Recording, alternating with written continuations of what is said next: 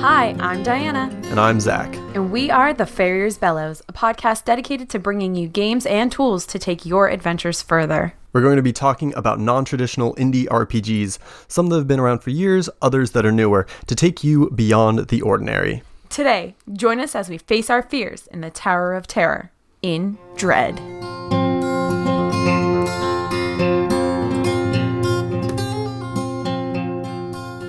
Our first segment is the call to adventure.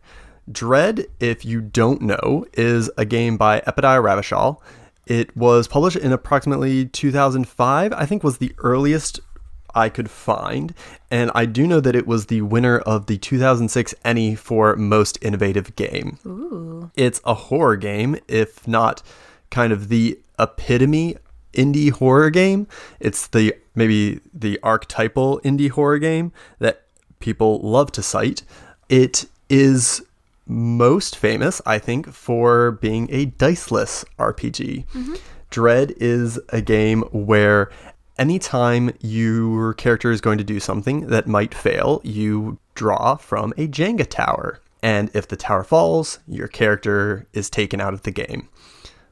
Usually by death, usually gruesomely, but not always. They could be driven mad by an ancient tome. They could simply chicken out and flee.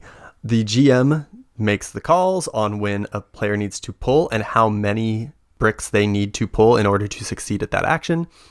Although generally it's kind of like a one pull per one portion of action. Anytime you want to do anything that is outside of your expertise or the GM feels the action would be stressful enough, it doesn't necessarily need to be something that could kill you, just something that you could potentially fail at. Right. So, Diana, we've played this game a few times now. We have. What are some things that you liked about it? So I really enjoy the way that the Jenga tower builds that suspense. If you know me through any of our podcasts, you know that I don't do horror. I don't do it. It makes me extremely uncomfortable. I don't like it. And I don't like it for the exact reason that you use a Jenga tower. I don't like that building of suspense. This game does that extremely well. Extremely well. And it gives you a bunch of ways to build that suspense. So you're pulling those bricks, but you can pull a brick out a little bit and then be like, no, I don't want to do this action. I'm going to do something different, or I'm going to fail at this. And you can build the suspense in lots of ways surrounding this Jenga tower. You can topple it on purpose, which I always want to do because I just want to be like, I don't want it to fall at any other time. I want to know when it's falling. I want to do it now. I just want to kill myself and have this be over. I hate suspense. Yes, it is. It's very stressful in that way. It really is. And I know a lot of people, and I think a lot of people I've talked to, and perhaps myself included, specifically are very put off by the loud noise of the Jenga tower falling. Yes. There's this very sensory impact that happens when the tower falls that is just unpleasant. Yeah. You're on sensory overload. The suspense has been building, and so your adrenal glands are pumping, there's adrenaline in your body and your heart's racing and there's more blood in your ears, and you're just more sensitive to stuff because you're about to fight a lion. That's what your body thinks. And so yeah. Sorry, what? Fight or flight and stuff. Oh, okay. It's about fighting a lion. That's always the example I use with the children's. Is lions specifically? Okay. Yeah, I'm always like, you're going to fight a lion, but there are no lions in the classroom, so you're just sweaty for no reason. Let's put some deodorant on and go back to class. It's usually a conversation I have with kids, but that's not the point. The point is, you've got all this going for you. That loud noise is actually louder. It is actually louder. You're perceiving it louder. It is impacting you more in your body, and that is awful. Yeah. And I hate it. But it makes for a very good horror game. One thing that I like about the game is that the GM builds bespoke character sheets for each individual character. There isn't a standard character sheet that you kind of fill out with your own stats. The GM, based on the type of story the GM wants to tell and the type of characters that are in that story, creates a questionnaire, a series of questions that are usually leading in some way, but open-ended enough that you can still kind of put your own spin on that character. That does a good job of helping the GM kind of steer things in the concise way that a horror story needs to be, while still giving enough freedom and discovery for everybody at the table. It's a lot of fun to fill out the character sheets. It is equally a lot of fun to make the character sheets as the GM. And there are guidelines for character questionnaires on page 29. Like, the game leads you through how to make these useful in a very generous way. And in a way that I think that this type of questionnaire would be useful in any RPG. Like, especially if you wanted to do like a long form campaign and really like learn about the characters themselves, not just what they can do. For any game, I think this type of thing would be really valuable. I agree. And as someone who's played Dread several times, I haven't run it yet, but played it several times, those questionnaires make it so that every time you play this game, it is a completely unique experience. Like, if you're playing with different GMs and different characters, I'm not always going to pick the fighter, because even if I do always pick the fighter type, right? Like, the questions are different, my character is different, the experience I'm going to get is really different. I really do enjoy those questionnaires. What else did you enjoy? I see that you've written, again, that stress. Yes, because again, I need to stress to the world, I do not like horror, and I really don't like suspense. I don't go on swings too high because I don't like that feeling in my stomach. I don't go on roller coasters because I don't like that feeling in my stomach. This has been a wholly confusing experience for me. It has been both unpleasant and pleasant. It makes for really good games. The games are really good. The entire time, I'm uncomfortable. The entire time. Yeah, and you have played a lot of horror games this season. You keep making me. Yeah, I have. I did do that. And they've been fun. They have been. That's the thing. They have been fun. And these games, specifically the Dread games that we've played, have been really fun. And getting to play with those characters have been very fun. But this is a genre that I'm not very comfortable with on a personal level. And so I don't have a ton of experience with it. So I don't know that I have very many things to compare this game to know what it is that I like or that I don't like. But the thing that I think it does the best is build that suspense, is build that stress. Because that's a huge part of horror, which is why I don't watch it. Because I don't like it. But it does that extremely well. And pulling the Jenga blocks, doesn't have to be Jenga blocks, but pulling the blocks mechanically is very interesting, but it also progresses the story in a very nice way. Oh, yeah. It's a slow start in the beginning, but then you start in the middle, you start taking bigger risks, and then it gets towards the end and you want to be a little bit more cautious, but you've been taking these big risks and you have to keep taking these big risks. And it just progresses the story along in this really phenomenal way that I don't know rolling dice can achieve. Yes. So what that is doing is it's mechanizing the death spiral. Yes. Right? Yes. Because the more you pull from the Jenga tower, the more dangerous it gets. Yes. And the more likely you are to fail. Yep. Terrifyingly. And we have played some games recently that I think do mechanize the death spiral with dice, but I don't think they do it as well as Dread does because there is such a visual aspect to it. Yes. I think that's such a key part of this. Like, seeing the tower get bigger and bigger holes and more holes adds to the stress of, well, I have to run away from the green goblin. What move am I going to do? What thing am I going to do? I have to get away or I'm going to die. I can visually see that if I don't do this well, I'm going to die. Yeah. I think that just adds to the stress. Oh my God. My body is like uncomfortable just talking about it right now. And it's this big totem in the center of the table that everyone can see and everyone is interacting with. So everyone gets stressed out about it. Yeah. Everyone is yelling at you when you go to pull and telling you where you need to go and where not to go. And the game creates that stress in both the game and in real life. Yes. And it's awful. and I hope those of you listening to it really enjoy that stress. I am not that person. But I would play Dread again because the stories are that good. Yes. The stories have been very good. Yeah. That we have played so far. Right. I have some questions that we'll get to. We'll get there. Some other things that I liked. Please tell me what you like. In the book, there are these sections for how to run different types of horror games. There is a section for the suspenseful game, for the supernatural game, for the mad, the moral, the mysterious, and the gory. It breaks up these different type of themes within horror and talks about how you can best run them in Dread.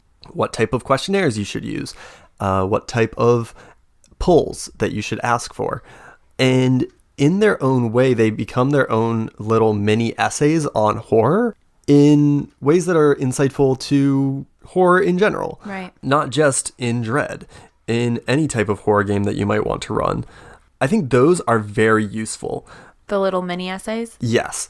Not just in terms of Dread, but in terms of understanding how horror works in RPGs and how to utilize the different elements of horror to their greatest effect. I think they're very good.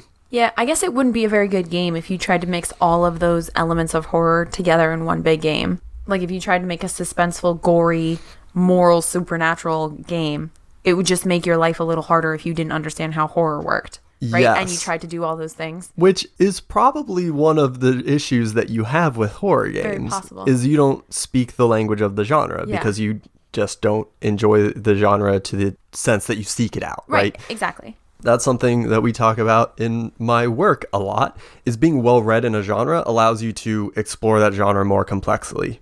Right, you need to be able to engage with the tropes, right? Right. So what these mini essays do is they break down those tropes and they tell you how to use them as a GM, which is just immensely useful. Naming those moves and laying them out like that is a really great GM tool. The other thing I really like is the cover. It's a gorgeous cover. It's plain white with just the title across the cover and a bloody handprint on it. It looks like a bloody hand was grasping the book by the spine. It's a cool cover. It's an iconic cover, I would say. It is. And I like it because it can and does fit with all of the types of horror that the book then spells out. I don't know if you can tell I'm uncomfortable with that sentence alone. I am not a horror fan. Yeah, the game also has really cool art. It just has a cool aesthetic. It's got like these charcoal scribbles in it. It's good. It's a nice aesthetic for a game. It sets the scene from the very beginning. Yeah. It helps you get in the mood. Did you have any questions about anything? Yes. So, and I know that this is something that has come up every time the game of Dread has ever come up in a conversation ever, but if the tower falls mid-game, right? Like, how do you make that more time-friendly? I know we've talked about having a second tower set up, but, like, what do you do in that time? How do you utilize that time? How do you make it, I don't know. I'm asking too many questions for that, but, like, how do you make it more time-friendly? Yeah, I think that's a really common note on the game, is that so much of Dread does such a good job of setting pace and building tension that when the tower actually does fall, it is this huge disruption to the actual pacing of the game, to everybody like take a 5-minute break, rebuild, re-pull, and then like try to get back into it. Right. I think there are ways to solve it, but I am not sure. I know that some people really like this game and play it constantly, and so they probably have some really good suggestions. I'd love to hear them, but I just don't know. That's just the one question I have. Like, I don't know what works. Basically, what works when that happens, because the pacing is thrown off, the game is thrown off, you're kind of taken out of it. What are some of your questions? So similar to making the tower falling more player or time friendly, I wonder if there's a way to make the questionnaires a little more GM friendly. It can be very fun to make the questionnaires. It can also be very tedious trying to come up with 8 to 10 interesting leading questions that are going to build out your characters. I have found a little bit of paralysis at times when I am making the questionnaires, and the book is lined top and bottom nonstop with potential questions, but a lot of them are so niche that they don't really become useful. Right. So I was wondering if, other than, taking pre-made scenarios that have pre-made questionnaires, what is the best way to choose your questions for your questionnaires? I still get paralysis when I'm trying to come up with questions. Right. It is the most time intensive part of making a Dread game is making the questionnaires. Is it possible you're thinking about the questionnaires too much? Like you're putting too much weight on them, maybe? Yes, probably, because I've also found that in game they matter very little. Right. I often don't ever look at mine. Like, Yeah. I'll reference it real quick if I had written a name on it, but otherwise I don't really do very much with it. It helped me create my character, but any character sheet can help me do that. Yes. You get a very good idea for who your character is by answering your questionnaires. I have found that they almost do not at all affect gameplay in any mechanical sense. Never has an answer to a question on my questionnaire helped me avoid a pull. And I don't know if that's just the types of stories we're telling or the way we're playing the game. Right. But I have found that other than forming your character, the questionnaires do not have a strong mechanical effect. So it might be very much that I'm just thinking way too much about the questionnaires. Right. How about you? So kind of in relation to the questionnaires, after we've completed, if we're in person filling out the questionnaires with you as we're sitting down at the table, we give those questionnaires back to you and you have to read them. We sit there and do what? I feel like I should be doing something for the game, but the game hasn't really started yet. So I'm just usually just like chit-chatting, which is fine by me. I'm a talker, but I kind of want to get into the game. So is there something I should be doing that's related to the game that I could be doing during that time? That is, also a weird moment of pacing. Right. And it's before the game has really started, but like it's not suspenseful. It's just kind of, I feel like I'm wasting time. I feel like I should be doing something and I don't know what it is that I should be doing. I don't know that there is anything I should be doing. I don't think there is. I think what it comes down to is that Dread is not really a good game for pick up and play. Mm-hmm. It's not really a good game for oh, we're missing a player, let's just slap together a Dread game. Right. Because there's so much prep that goes into it. And you're right. The GM hands out the questionnaires. Players have to mull over the questionnaires and answer them. Then they have to pass the questionnaires back to the GM, who then has to read all of them and see if there's anything usable for the story that they could implement, make any changes. It is not a good game for just spur of the moment that night. Right. It is a great game for long term, let's make our characters over a week, give the GM plenty of time to read them and implement them, and then pass them back out. So, I think the best thing you can do during character creation is build the tower, but we always do that go beforehand. home and come back in a day. Yeah, come back tomorrow. I mean, maybe that's what we do. I don't know. But maybe we're thinking about this character creation part of it too much. Maybe we're putting too much weight on it. Yeah. I don't know. But so do you have any other questions? Yes. My question is a bit of a GM advice question.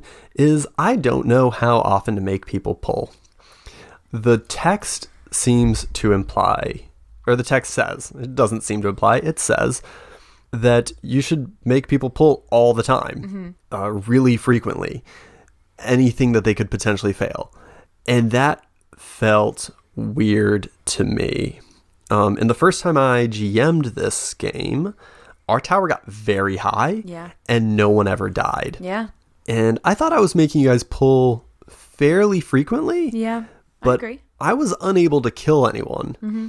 And then the second time we played a good 4 hours. Yep. And my character was the only character to die at the very, very end. Right, yeah. We were escaping in clear sight of safety, and you died. Yeah. And a part of me wonders if that's the ideal way to play the game. If you try to stretch it out so that everyone is really because you're still going to be stressed out no matter how easy that Jenga tower is to pull. Right. You're still getting a little stress. Right. I wonder if this is not a type of game where you get a TPK, which is what I always thought it was. I wonder if it's the type of game where you kill one person off spectacularly. Right. I just thought of another question. What happens if you kill that person off in hour 1, but everybody wants to keep playing? What happens to that person? That is luckily something that we have not experienced. Yeah, no, it's not. Luckily, everybody, either we all survived or you, like you said, you died at the very end. Safety was in sight. Mm-hmm. What do you do? Does that person create a new character and then they have to have another questionnaire they fill out and then they just join in? That's an option. I've also seen, I think, taking on co-GM responsibilities, so you kind of can take on the role of the monster, the serial killer or something. I would hate that. Just as a heads up, because I hate horror games. Yeah. I would hate to be responsible for the monster. I know you would. I would hate that. I also think that that is a little bit of an issue. Anything else? I just wonder, like, if this would be at all a good game for someone who's never GM'd before, if they're trying to dive in. And this might be a good question to ask you or the internet. I'm not sure. I don't know. I keep going back and forth on whether or not I think this would be a good game for a first-time GM, someone who's never done it before. That is a really good question. Because you're just asking them to pull, and if they succeed, this, like, it's visual, you see it. I mean, you do that with the dice anyway, but... Yeah. It is not a terribly hard game to GM. Right. Because the suspense builds itself. Yeah. You add to it, obviously. You could tell a bad story with Dread. That suspense could be very artificial and everybody could hate it. But I don't know that you need a ton of GM experience to be able to do this well. I think if you had played RPGs before, and this was the first game you were going to GM, it would be fine. I think you'd be okay. Yeah, I agree. I think if you had never played RPGs before and this was going to be your first game to GM, I think the danger would not necessarily be that you would do poorly. I think you would be in danger of being let down. That's fair. I see that. I think that this game can sing beautifully, and I think that it has a lot of well-deserved praise. I also can see a new GM who just discovered RPGs and just discovered this game and thinks they're going to tell the greatest horror game ever known, and their players are going to be so freaked out. And then the tower falls early, and then they have to deal with that pacing. Yeah. I could see that be really disappointing for a first-time GM. Yeah. Because, again, I think if everybody has... I think I agree with you a lot. That was a weird way to say this. I wholeheartedly agree with you. If everyone at the table has some experience with RPGs, then this game is going to go really well. I think you need a little background to be able to have the correct expectations for this game. It is... Listen, as somebody... I keep saying it. As somebody who hates horror, I do not like the genre. I just don't like it. I don't like the feeling in my stomach. I don't like it. I don't like the suspense. I really enjoyed playing this game. All the times that I've played it, I've very much enjoyed playing this game. If I had never played a role-playing game with you ever, I would have hated this game and found nothing to enjoy with it. Really? That strong? Because I got to pull on all of my other role-play experiences, like, I can detach myself enough at this point to remove myself from the horror of it and get to play this character in this scary place. But if this was the very first RPG I'd ever played, I wouldn't play another RPG. I wouldn't do it. I would find it very distasteful because I hate horror. Yeah, but that's an issue with the genre, not with No, it is. It's not the game. It's the genre. Yeah. It is the genre. But I'm just saying, I think having that experience with RPGs helped me enjoy this game more. Yeah, I see that. It set my expectations at a good place. So is there anything else that maybe stood out to you? Any other questions you had? Some things that stood out to me, I mentioned before that I really like that the pages are lined at the top and bottom with example questions. There are a lot of them. Some of them are good, since there are so many. There's like multiple a page. Some of them are not so good. A lot of them are very niche, and I've tried to go in and pull them out to actually use them, but they're so niche that it's hard to pull them out wholesale. They're better for inspiration.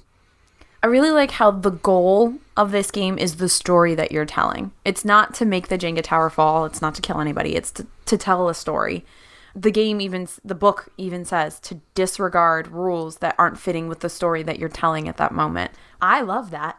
It's a good golden rule. Yeah. I love that a lot because the goal should always be the story. But I'm never encumbered by rules. I never am. I will always disregard a rule if I don't think it's fitting with what I'm doing, which makes me an awful, awful player. I think that puts you in the vast majority of players. Probably. But I do enjoy that this book specifically tells you to do that. Yeah. Yeah. It's a rule. It is a rule. It is a rule because the story should be a good one. And if the rules are getting in the way, F them. To be fair, there's not too many rules. No, there's not. It's not a very big book at all. The basic rules are you do a thing, you pull. Another thing that stood out to me are the scenarios in the back of the book. The book comes with, I believe, 4 scenarios, or 3 that I can think of off the top of my head. There's an outer space scenario, a serial killer scenario, and a werewolf scenario. They're all really good, really evocative, and interesting. They show a really strong range of the different types of things that Dread can do. And they come with full character questionnaires, full story beats for like where you should go with the story, and they're really helpful. And one thing that really stood out to me is I had talked about it, or I touched on it a little earlier, but the rules for dealing with the tumbling blocks, the tumbling tower. You can only use one hand. You can change your mind as you're doing it. Like, I still do think that all of that adds to the suspense, because literally every second you're pulling is another decision that you're making. Am I going to continue pulling this? Am I not going to continue pulling this? Am I going to change my hand? Am I not going to change my hand? It's all adding to that suspense, and I really like that. Every part of this game is suspenseful. Yeah. Every part of it. One rule that I think we have constantly forgotten as we play the game is that you can choose not to pull. Yeah. And it's not a subtle rule in the book. It's an explicit, very often referenced rule in the book, but at the table, everyone forgets to do it.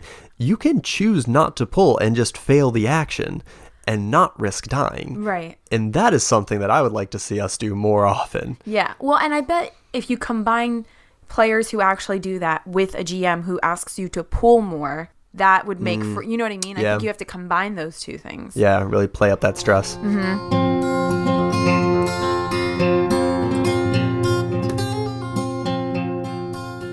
Our next segment is Approach the Inmost Cave. So for this segment, I wanted to talk about the idea of horror in role-playing games. Your favorite subject, right? Excited. I'm so excited. So, like we said at the top, Dread is in many ways the epitome of the indie horror game. It comes up anytime anyone asks for horror game recommendations. It is an immensely popular genre that tabletop role players are constantly starving for. This community is always looking for games that will do horror well, and they are frequently pointed towards Dread as a resource. And I think that is a well-deserved reputation for Dread. I for sure, in our question segment, we brought up some questions that we have, some concerns we have about pacing, but I think it deserves its reputation as the horror indie darling, I think. So far. Yes.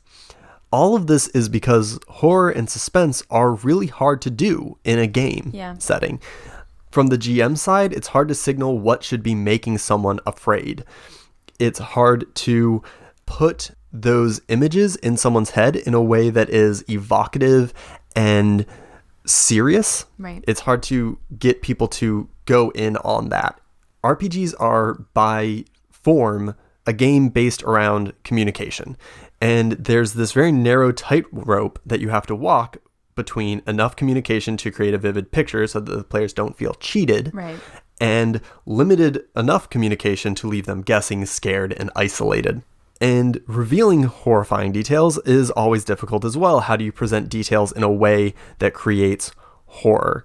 There's all of these different elements at play that when you are trying to telepathically put an image in someone else's mind, there's a lot of ways that this can go wrong, right? From the ambiance at the table to you messing up a word. Right. I think the ambiance at the table is a huge, huge thing. Now that you've said it. Yeah. I think if we had had one player who was like, I'm the prankster and the jokester, I think I would have hated it. Because I think the setting that's being presented to us and the suspense of the Jenga tower being built, I would have hated that person. Yeah. Like, I would have really hated that person. Well, and I think I think people are discouraged from being that in Dread, especially because we have this literal totem of anxiety in the center of the table. And so everyone reveres this object with fear because no one wants to be the person who knocks it over. Right. No one wants to be the person who like gestures wildly and hits it and it goes scattering and everyone looks at them like, you idiot, you just toppled our death tower. Right. Like there's this aura of anxiety permeating from it anytime anyone approaches it. Right. To the point that even if someone did like do something goofy at the table, other people would hush them to be like, you need to be more careful around the tower because if it knocks over, I'm going to kill you. Yeah. Yeah, absolutely. And I think that helps take some of the pressure off of the GM. Like the tower itself helps take some of that pressure off of building that image and pacing and between how much communication there should be and how much communication there shouldn't be. You get to not play around with it, but like observe it a little bit more than you would in other games because the tower is creating a lot of that on its own. Yes. And that's why I think that it is a very interesting solution to horror, because all of the elements of horror that are based around communication and building the story are essentially stripped away. They're not on the GM anymore. Right. The GM doesn't need to worry about if their description falters or if they drop the tone a little bit because the tower is going to do the work for them. Yeah. It takes the pressure off the GM in a way that I think is masterful. And sometimes at my most cynical, I kind of think it's cheating a little bit. You would. Well, because it's... We could we'll get into that a little bit. We will. The Jenga tower pulling mechanics make the game scary. Yes. Right? They super do. You are going to be scared every time you go to pull. Every time I'm very shaky.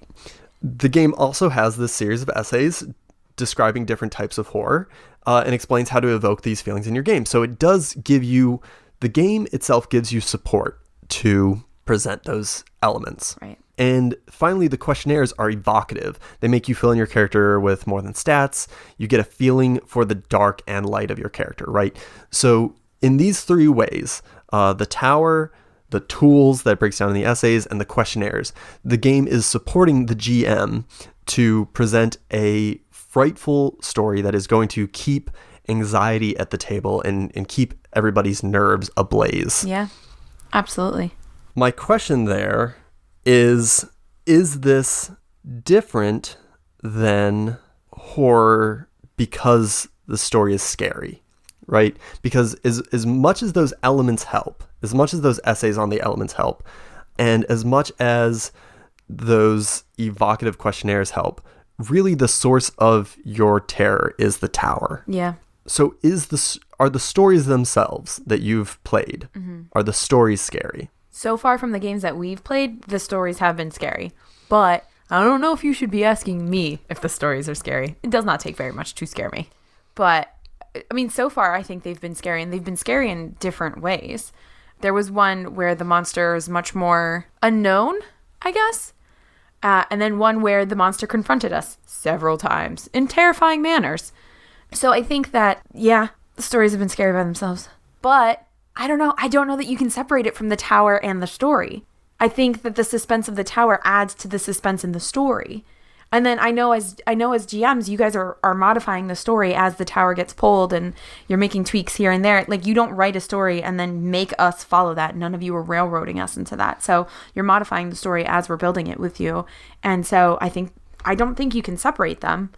But if I'm going to separate them, I don't have a tower in front of me and I'm thinking about those stories. They were terrifying. I don't want to watch those movies. I don't want to watch them.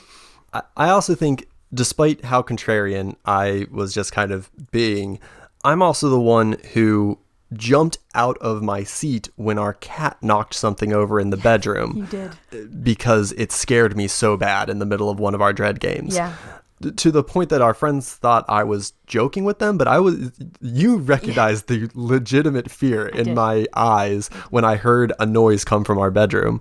To be fair, it was a muffled thud. Yeah. It could have been anything. It kept happening. It did. And it was in the middle of our Dread game in a haunted house, and it was very inopportune. It was. And I think that alone, the fact that I was on edge and being scared of things happening in the real world, shows that I was legitimately afraid, Right. not just nervous about the tower. Right. I think that the adrenaline of the tower feeds into the communication that the GM is presenting 100% I agree with you. in a way that's going to make you more afraid of what's Yeah. going on. Absolutely. Despite being a little contrarian earlier, I do think that the real magic of that mechanic is that it feeds into all the other elements of fear and heightens everything. It doesn't just fill in for them, it heightens them. Yeah.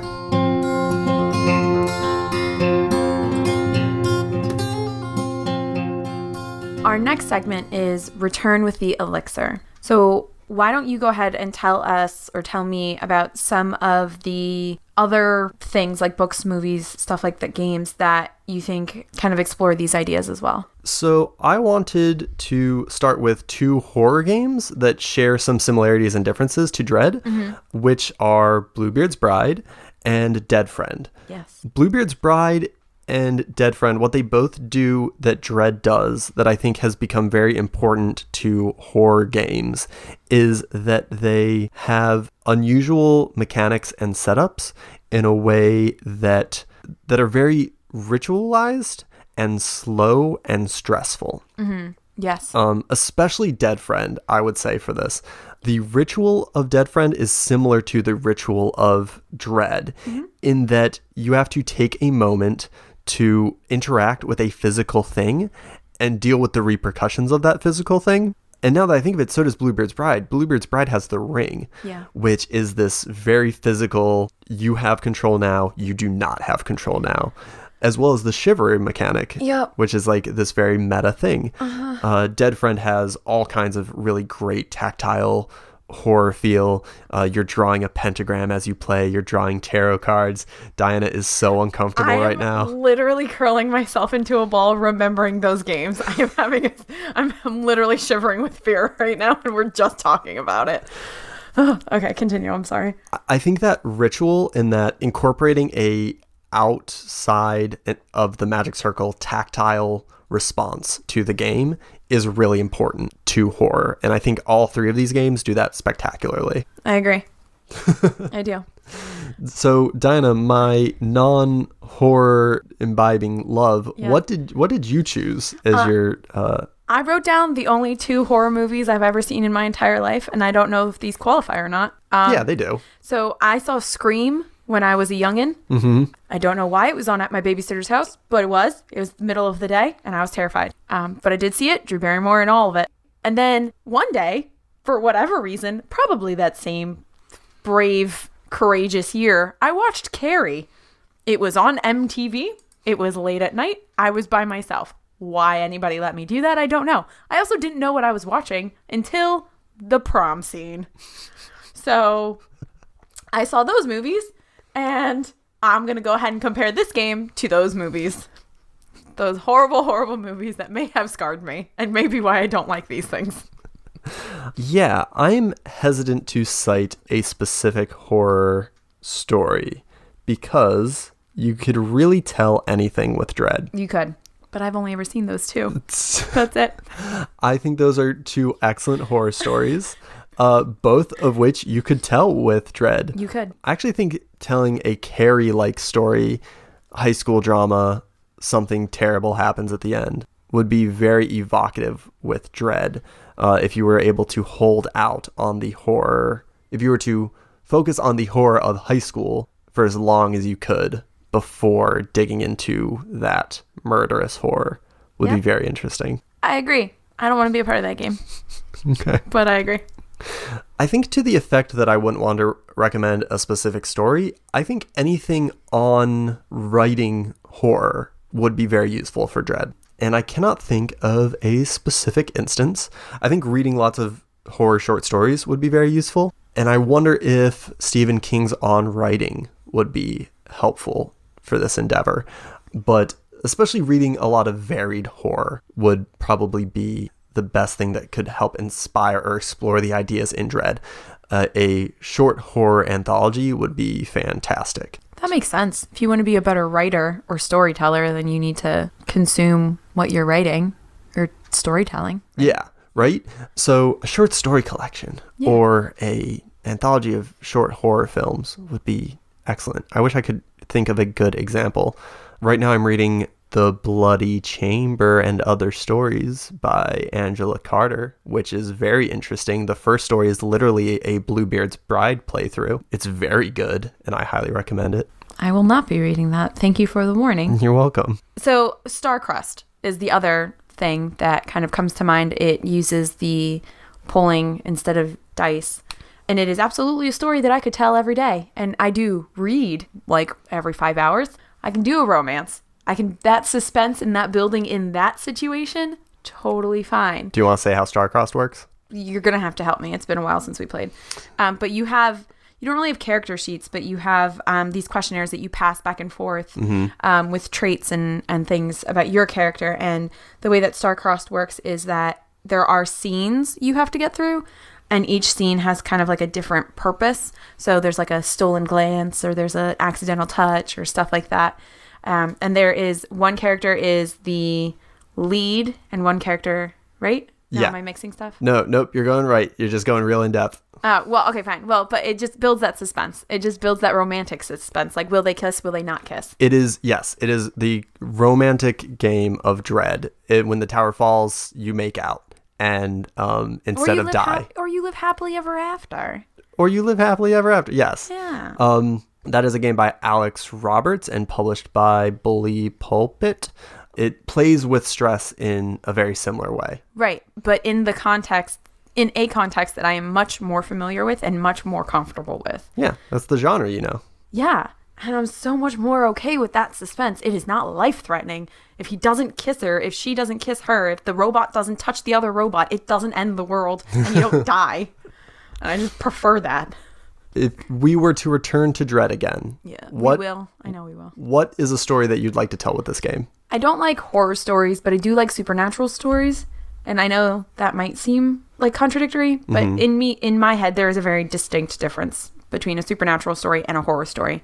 And there are horror stories that can take place in supernatural settings or have supernatural elements. So I think that's the only way that I feel like I could be super comfortable with a Dread game, is to add some of that supernatural stuff, like witches, and not like Poltergeist, not like The Exorcism, not like that movie. Okay. But just like evil witches are the bad guys, and they're cursing you. I don't know because I don't consume horror. I don't know how to make this work.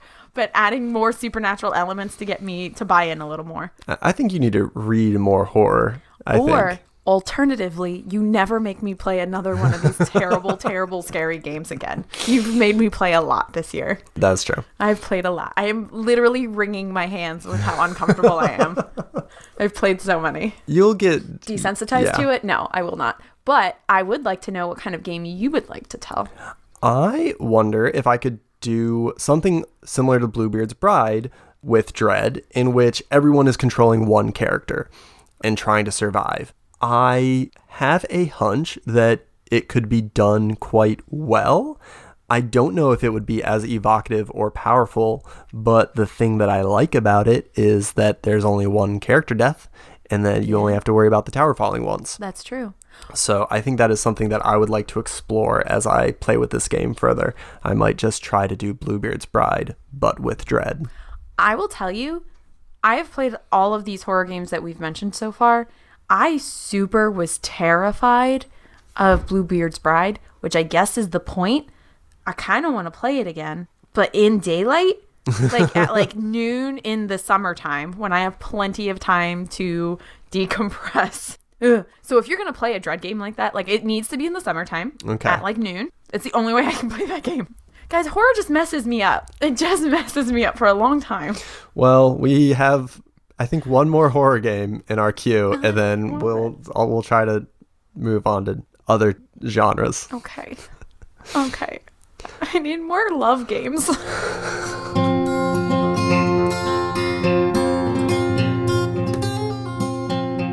But that takes us to the final segment, our farewells and gratitudes. Farrier's Bellows is a production of The Gauntlet. You can find us on Twitter at GauntletRPG. You can find us on our website at GauntletRPG.com, and we are on Patreon at patreon.com/Gauntlet, where you can contribute to The Gauntlet and support many great shows like ours. We want to give a special thanks to our editor, Zach B. You can also find us on iTunes. Please rate and subscribe to us. We would greatly appreciate it. Please follow us on Twitter at Farrier's Bellows. Talk to us, talk about us, tweet at us. We always love that. Yeah, we want to hear from you. Until next time, you cannot dream yourself into a character. You must hammer and forge yourself one. Remember always to pull from the sides.